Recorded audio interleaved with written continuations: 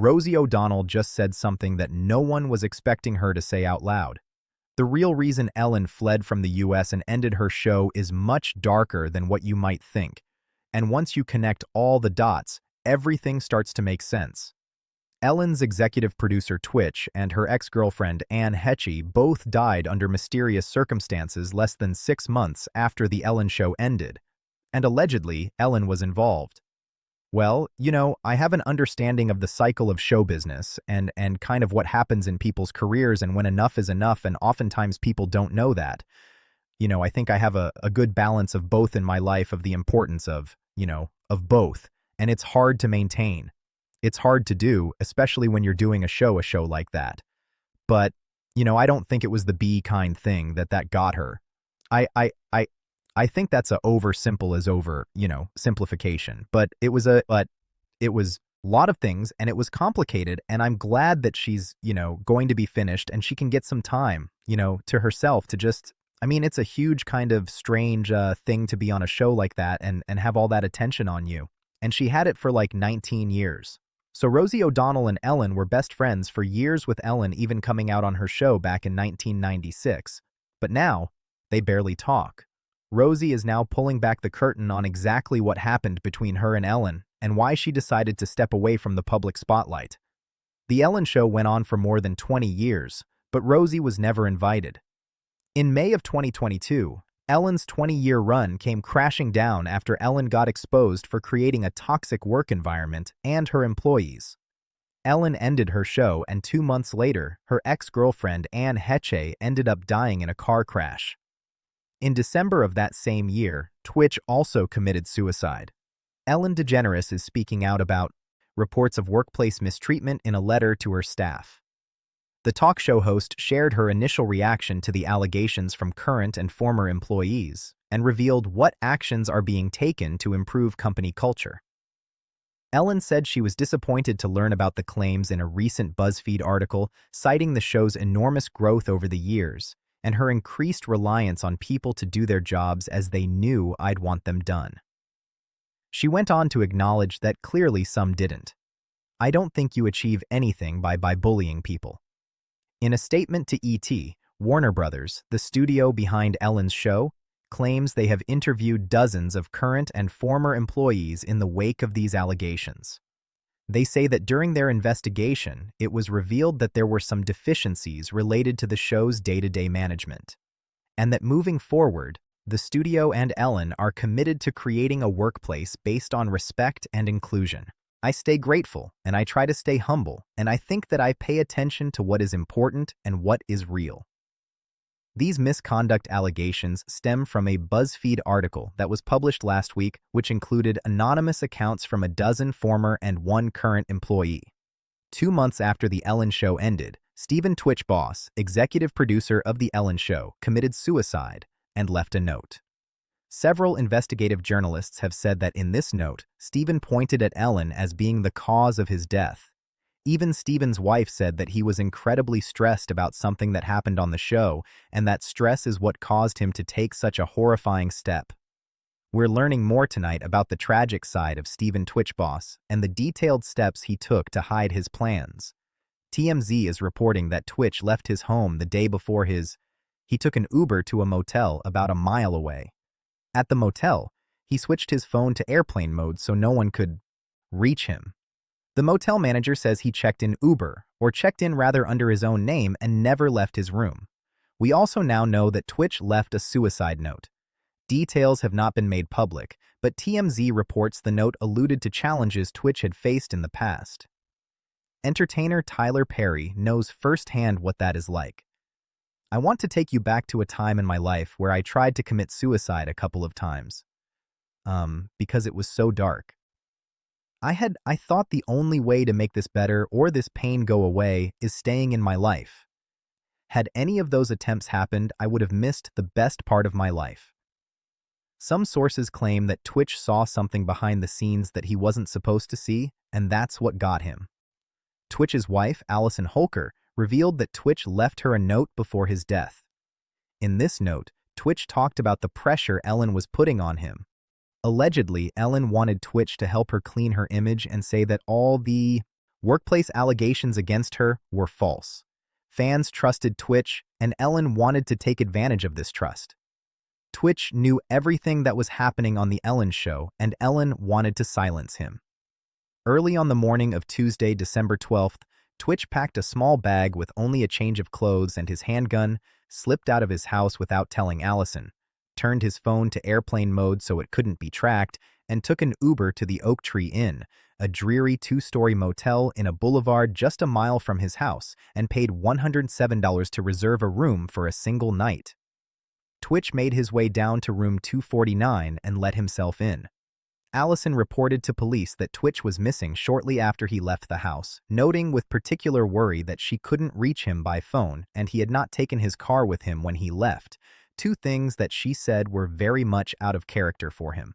Because there were no details about Twitch's death, people just rushed to fill that void. This was at the time when Ellen had built this edifice as the nicest person on television. She would have YouTube stars, and all of a sudden, that edifice was crumbling. The news about Ellen created a wave of online criticism at the time, including some directed at Twitch. As for exactly what can go on behind closed doors in Hollywood, Rosie O'Donnell once recounted a story about how Bill Cosby had been invited to her show and began to the producers his behavior was brushed under the rug because Hollywood is used to it.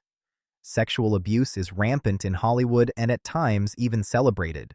Several child actors have claimed that they were taken advantage of when they first stepped into the industry. These actors were forced to be intimate with music executives and film directors.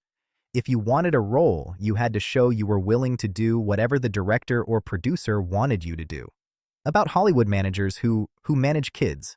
It's a racket, man. Did you hear the kid from Stranger? There's just them and these kids. Dude, these are grooming them. Things? Stranger Things. He just left his manager and they're alleging sex abuse. They just left their agency. See if you can find that. Owen Benjamin haired kid. Oh, and he's in it too. Just put it on his Instagram today because Owen has been taking a lot of heat online because he said that a 3-year-old kid shouldn't be transgender and people giving him a hard time saying he's a bigot. Like, are you out of your mind? What's up with this transgender Stranger Things actor dropped agent 'cause of sex, accused of assault? Disney star follows suit. Jesus Christ. This is nuts, man. It's an open secret and they go through. Dude, they're accusing all these people. It's for free, I think on Vimeo. You can watch it for free. It's an open secret. It's on YouTube or something. You know what Sturgill Simpson told me? He said the same thing exists in music. What?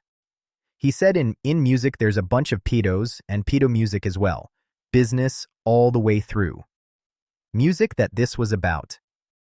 This is about music and movies and TV. It's about the whole entertainment business. Women and kids. Mostly kids, and sometimes dudes. You know, Terry Crews said that he was attacked. Well, not attacked. Some dude grabbed his in front of his wife. Dude grabbed his Justin Bieber's name comes up every time the topic of the mistreatment of child actors is discussed. Justin's 48-hour party with Diddy and the constant harassment he faced at the hands of creeps was horrifying. And rather than trying to help him out, Ellen laughed at him. This is how she reacted to a teenager's privacy being attacked. 17 different times. And in her own words, Ellen said that she knew what Diddy was doing at his after-parties. The timing of Ellen's fleeing the U.S. also lines up with Diddy's arrest. In 2024, a month after the FBI raided Diddy's Miami mansion, Ellen announced that she was leaving the U.S. forever and moved to the U.K. with her wife. Is that going to be a new thing? Are you going to try to be early? Yes, I'm trying to be early. Going to be early for my party? Yes, I am. No. You know I have to arrive fashionably late. All right. Not too late, though. Not too late. Not too late, please? Would you like me there? I'll tell you later. But not too late. Cause, you know, once you get there, the party really starts. Yeah. You know what I'm saying? I got you. I promise you I'm not gonna let you down on this big one. All right, good. Your shoes, your feet are gonna have blisters. You're going to be dancing so hard. I can't wait. Simply moving to the UK isn't that suspicious, but the timing. The way Ellen completely changed her appearance and how she stepped away from the public spotlight do make you think. To make matters even worse, Ellen recently announced that she's planning to come back. And believe it or not, this announcement came after Diddy filed for early release. They're losing their mind. She sounded so sincere, didn't she? Very sincere. Virtually choke on her words. But the best one for me is Ellen DeGeneres, who is, by the way, a very nasty person. I've had dealings with her in Australia. Oh, could I tell you some stories about that cow? But anyway, good riddance to her. But, she was quite friendly with that P. Diddy bloke, wasn't she? Well, this is why I say release the Diddy files. Yeah. So, come on, Donald Trump, we want to know whose name. So, maybe she's hightailing out of there before all that. Just throwing that out there as well. But, what a bunch of hypocrites. Ellen DeGeneres and her wife Portia de Rossi have reportedly fled the U.S. bound for the UK after Donald Trump's landslide victory. Numerous publications are reporting the couple have left the United States permanently. There are also reports the couple have put their Montecito mansion on the market. Entertainment publication The Wrap has the exclusive story and said, Ellen DeGeneres and wife Portia de Rossi have moved to rural England, put their Montecito estate on the market, and plan to never return to the United States, telling friends the election of Donald Trump was their primary motivation. Ellen DeGeneres has been a vocal Trump critic, so the move doesn't come as a surprise to most. Some critics have pointed out Ellen's suspicious behavior over the years, including her support for the use of human stem cells that are taken from babies. In an episode of her show Ellen, she revealed that all celebrities use stem cells taken from young people to stay youthful. Reports online have also linked Ellen's changed appearance to her not receiving these treatments anymore after Diddy was arrested. In an episode with Sandra Bullock, Ellen and Sandra Bullock openly discussed her use of adrenochromes extracted from children and laughed about how it kept them young. Okay, let's talk about this facial that you're obsessed with. How many did you get the whole cast of Ocean's 8 to do this? Okay? And good. Smart ones. Just those that I thought would appreciate it. Okay. Explain what it is. Well, it's this way in which one forces through microneedling. It's like a little roller with these. Some of you, I don't think many of you know it. And you pushes through the skin and ruptures the collagen and then boost it. You look like a burn victim for a day. But then it pushes the serum pushing into the skin. Sandra? Carrie. What are you pushing into the skin? Well, you push in whatever the facialist would like to insert into your pores. But what is it?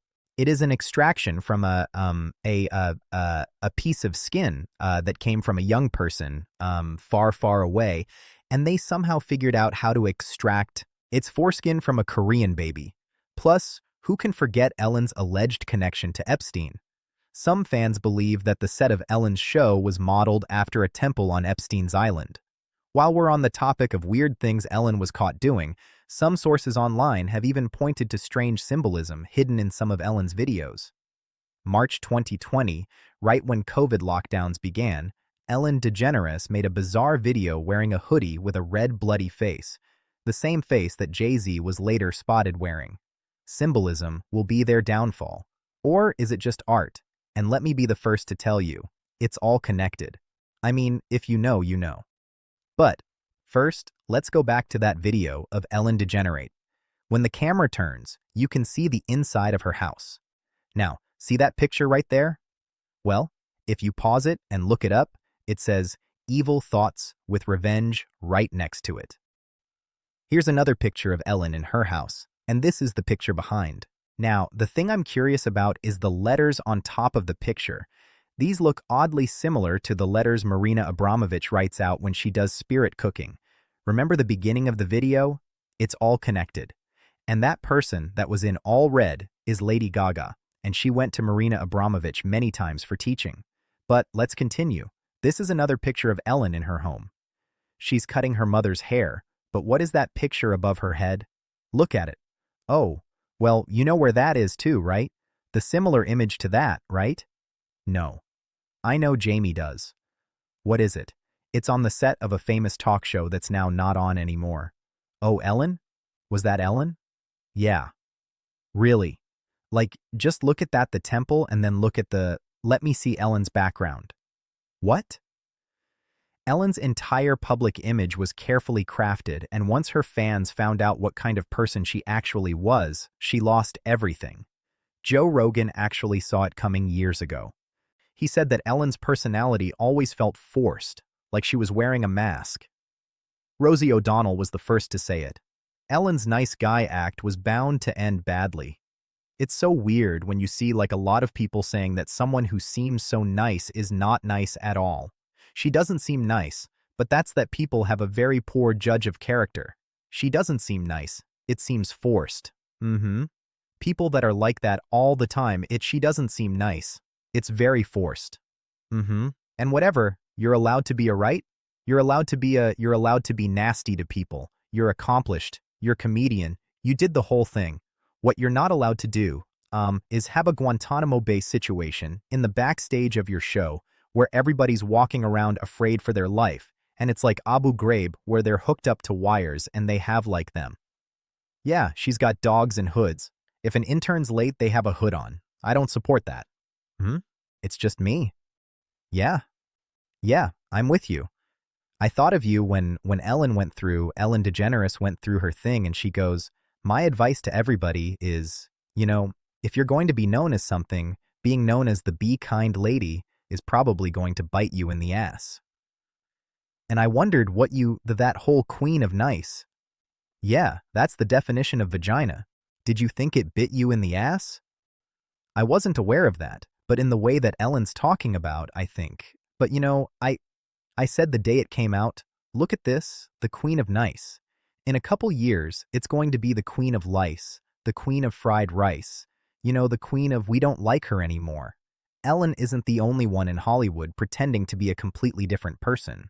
On the surface, most celebrities will act like they're the nicest person in the world, but in reality, they don't respect you or think you're worthy of their attention. Joe Rogan said that, Hollywood elites treat you like you're beneath them. There's an arrogance that some stars had, like particularly in the 90s when I first came to Hollywood. And this was like really evident for me because I was not a star, but I was on a television show. So I got to be around a lot of stars, and there was a way that some of them would treat you. They would let you know that you are subhuman. You are below them. They would communicate with you in the most disrespectful and dismissive ways. Like weird.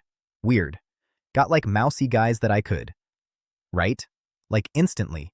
And they would just be rude to you in a really weird way because they had power.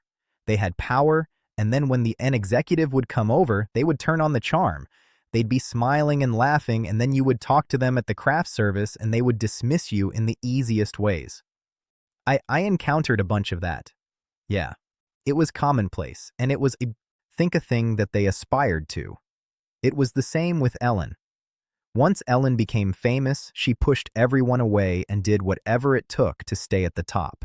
She didn't care what kind of people she had to associate with or what she had to do to her staff.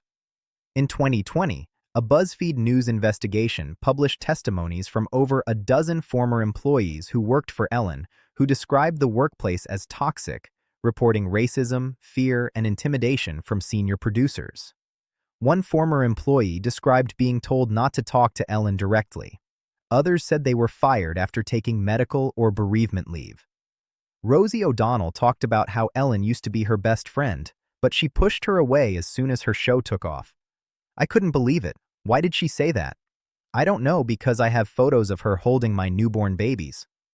I knew her for 30 years, like I don't know Rosie, we're not friends. It was so upsetting to me that I had t-shirts made. I don't know Rosie, we're not friends, and I gave them out to my staff. Because it was very painful, and we've never sort of gotten over it. Did she ever reach out to you to explain it or what her thinking was or? No. I mean, I'm not the first person to say this, but she's a strange creature. Well, we're not similar. No. Say that for sure. We're not emotionally no. And, I was never asked to go on her show. It was long after they had been on for many years, and she had the same staff as my show, the same producers, the same everything. And now, I don't blame her for doing that. I didn't create the genre of a Merv Griffin Mike Douglas talk show. This was what I grew up watching, but I did think that she was all of a sudden in the position I was in, where she was starting a show and wanted it to be successful and get the money and the accolades that came with it. And instead of deciding to stand next to me and hold my hand, which is what I did to her, she did the opposite. And I couldn't believe it. I couldn't believe it. By far, the most shocking thing that Ellen is accused of being associated with is the death of Heche. Heche was Ellen's ex-girlfriend, and according to sources close to her, Heche was working on a documentary that was going to expose Ellen. However, before any details could come out, Anne mysteriously died in a car crash 2 months after Twitch's death. The two people who knew the most about Ellen died within 2 months of each other, right after Ellen's show ended. This by itself doesn't prove any wrongdoing, but the circumstances of both deaths are highly suspicious. Heche gets in this accident, and I'm bereft. Now, how did I know her? She did my show twice, and she and Ellen came to my home in Miami and swam in my pool, and we had lunch once. So, I knew her, not really well, but in the celebrity vernacular, and that she was with Ellen for a while, and then how her career suffered, and her book Call Me Crazy. There was a terribly, horribly tragic child in that family, and I've always sort of felt sorry for it. So, when she's dying, when that all happens, I'm legitimately bereft in a way that maybe surprised me. I'd wake up in the morning and think, oh my God, something's wrong. Oh, Heche is in a coma, like it was obsessive to me. So she died tragically. In May 2002, the Ellen DeGeneres show was canceled, and then 2 months later, Heche, Ellen's ex-girlfriend, was in a really bad car accident where she flew her Mini Cooper into someone's house and it caught fire. And what has never sat right with me is the cross-comparison between the coroner's report and the actual aerial footage. The coroner's report says that she was unconscious until her death after just from smoke inhalation and from being brain dead from the fumes in her brain. But if you look at the footage, she sits straight up, and that takes a conscious effort, I feel. But I'm not a scientist. I mean, I'm not a doctor. But the other thing is her other host, her co-host Twitch, died 4 months after that. And I just think that that's a suspicious amount of close people around you dying in weird ways. No one can ever really know exactly what Ellen was involved with since both Twitch and Heche had died. But here's the thing. The rest of Hollywood is just as bad. Joe Rogan spoke out about allegations and patterns of and predation in the entertainment industry, and how common it be among child actors and young performers. Almost a decade later, after the truth about Diddy and Harvey Weinstein came out, it was all proven to be true. Don't let your kids be around weird agents and taking them to auditions. Don't let your kids get into acting. Do not let your kids get into acting. It never worked out. Well, the other thing is look at what happened with that Sandusky guy. That guy was taking care of kids. His whole thing was hey, I do charitable work with children. I do charitable work and I take care of them, and yeah, I'm just all about helping kids. It's all about helping kids. They're our future. If you're an actress and you worked with Harvey Weinstein, he never tried to assault you. What is wrong with me? What, you ugly? Yeah, you ugly. What's wrong with my face? They're really going after him. That seems weird. It doesn't seem weird, dude. Look at, yeah, they're going after him. Entire business. Here's the thing. He's one of many. There's gotta be a bunch of people that ran their business that way. They say in Hollywood, my agent's oh no, yeah, it's about time he got caught. I'm what the, everyone knew this? Everyone knew? Everyone knew. It was in his contract. The way he had his contract set up was they had a certain amount of money that he would have to pay if he had a misdemeanor claim against him. It was a thing for him. Yes. He had so many claims that's first offense was 100,000, second offense was God, 250,000, third offense was $750,000, fourth offense was $1 million. What is it written into his contract, Miramax? His contract with the Weinstein Company. He owned Miramax, right? No. Explain. Explain that contract. He'd have to pay 100,000? Yes. Yes. Okay, they're protecting themselves. Oh, when they signed harassment signed him, they go, okay, the first time one of these guys is going to be 100,000, second time is 200. Holy yes. I mean, it was so yes. It was such a huge, it was so known of what he would do. And look, even Quentin Tarantino said that he did it to his ex-girlfriend. Here's the real question. How many others in Hollywood are hiding behind the exact same nice image? Because according to Joe Rogan, this isn't just about one person. It's an entire system. If you made it this far, you already know this story goes way deeper than what the media shows you. So hit subscribe because the next